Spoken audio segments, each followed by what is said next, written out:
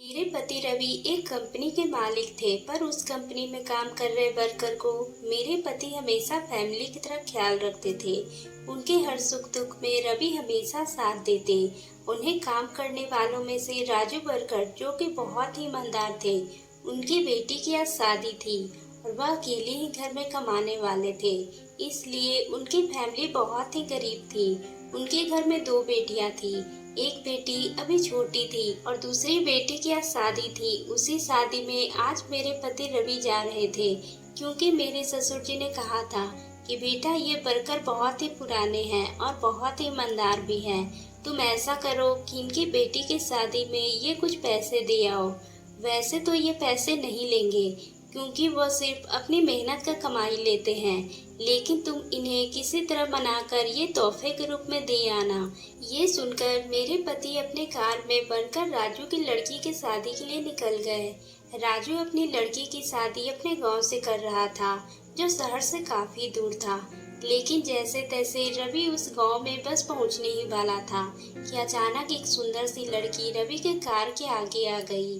रवि ने उस लड़की को बचाने के चक्कर में अपनी कार साइड वाले खेत में घुसा दी और मेरे पति बाल बाल बच गए और वह लड़की भी उनके कार से बच गई। तभी रवि ने गुस्से में गाड़ी से बाहर निकलकर उस लड़की के पास गए और लड़की का मुंह दूसरी तरफ था और वह खूब रो रही थी, मगर ये बात रवि को पता नहीं थी और वह उस लड़की की कलाई पकड़कर उसे चिल्लाते हुए बोले, तुम पागल हो गई हो, अभी तुम्हारी वजह से इतना बड़ा एक्सीडेंट हो जाता।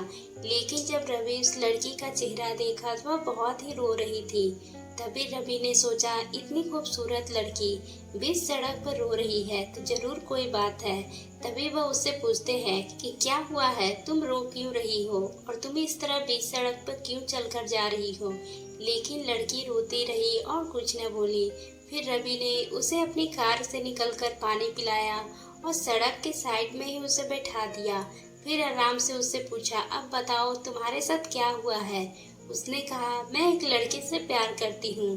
दरअसल रवि को गीता ने अपने अतीत के बारे में बताना शुरू किया। गीता एक साधारण गांव की लड़की थी, जो अपने परिवार के साथ खेतों में काम करती थी और खुशहाल जिंदगी जीती थी। वह मासूम और भोली थी।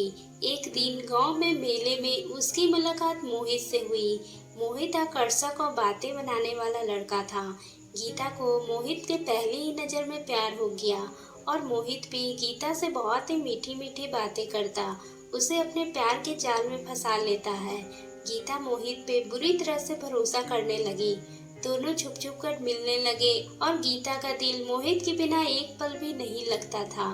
एक दिन मोहित ने गीता से कहा वह उससे शादी करना चाहता है, लेकिन उसके घर वाले कभी इस रिश्ते को मंजूर नहीं करेंगे। मोहित ने गीता से कहा कि अगर वो उससे सच्चा प्यार करती है तो उसके साथ शहर भाग चले, और गीता ने भी बिना सोचे समझे मोहित के साथ भागने का फैसला कर लिया। उसने अपने घर से कुछ पैसे और कपड़े उठाए, रात को मोहित के साथ भाग गई। शहर में मोहित ने गीता से शादी कर लिया और दोनों एक छोटे से किराए के मकान में रहने लगे। गीता बहुत ही खुश थी कि उसे मोहित के साथ अपना नया जीवन शुरू किया। उसने सोचा था कि वह सब कुछ ठीक हो जाएगा। शुरुआत में तो सब कुछ ठीक रहा था, लेकिन कुछ ही दिनों के बाद मोहित का असली चेहरा सामने आने लगा। उसने गीता के पैसे मांगना शुरू कर दिया और छोटी छोटी बातों पे झगड़ा करने लगा। मोहित ने गीता से कहा था कि वह नौकरी ढूंढे और घर का खर्चा चलाए। एक दिन गीता ने मोहित को एक अजनबी आदमी से बातें करते सुनी। मोहित उस आदमी से गीता को बेचने की बातें कर रहा था। ये सुनकर गीता का दिल टूट गया और वह समझ गई कि मोहित उसे धोखा दिया है। गीता ने उसी रात अपने घर वापस भागने का फैसला किया। वह चुपके से अपना सामान पैक कर रही थी कि तभी मोहित ने उसे पकड़ लिया और मोहित ने उसे धमकी दी कि अगर उसने भागने की कोशिश की तो वह उसे मार देगा। पर गीता ने हिम्मत नहीं हारी। उसने मोहित के सो जाने का इंतजार किया और चुपके से घर से भाग निकली। उसने एक गांव की तरफ जाने वाली बस पकड़ी और सीधे अपने गांव वापस पहुंच गई। उसी रास्ते में मेरे पति रवि के सामने आ गई। जिससे उसका एक्सीडेंट होने से बच गया। और ये कहानी उसने मेरे पति को बताकर वो जोर जोर से रोने लगी। तभी मेरे पति गीता की बातें सुनकर उसे लेकर सीधे पुलिस स्टेशन पहुँचे।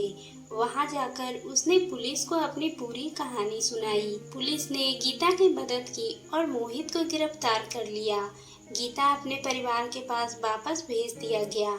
गीता के परिवार ने उसे सहारा दिया और उसे माफ कर दिया, क्योंकि गीता उस घर की इकलौती बेटी थी और उसके माँ बाप उसे बहुत ही प्यार करते थे। इसलिए वह अपनी बेटी को दोबारा खोना नहीं चाहते थे। और मेरे पति भी गीता को समझाकर उसके घर वापस छोड़कर अपने घर आ गए और आकर मुझे उस गांव की सारी बातें बताई जो गीता के साथ हुआ था। गीता ने अपने जीवन को फिर से संवारने का फैसला किया। उसने अपनी पढ़ाई पूरी की और एक अच्छा सा काम ढूंढा। धीरे धीरे उसने अपने अतीत को भुलाकर अपने भविष्य की ओर कदम बढ़ाया। हमारी अक्सर गीता से फोन पर बातें होती है। वह जब भी शहर आती है तो हमारे घर जरूर आती है। मुझे गीता से मिलकर बहुत ही खुशी मिलती है, क्योंकि रवि ने उसे अपनी छोटी बहन माना था। गीता ने अपने आत्मसम्मान को वापस पाया और खुद पे विश्वास किया। उसने समझा कि जीवन में किसी के लिए भी अपना सब कुछ छोड़ना सही नहीं होता है।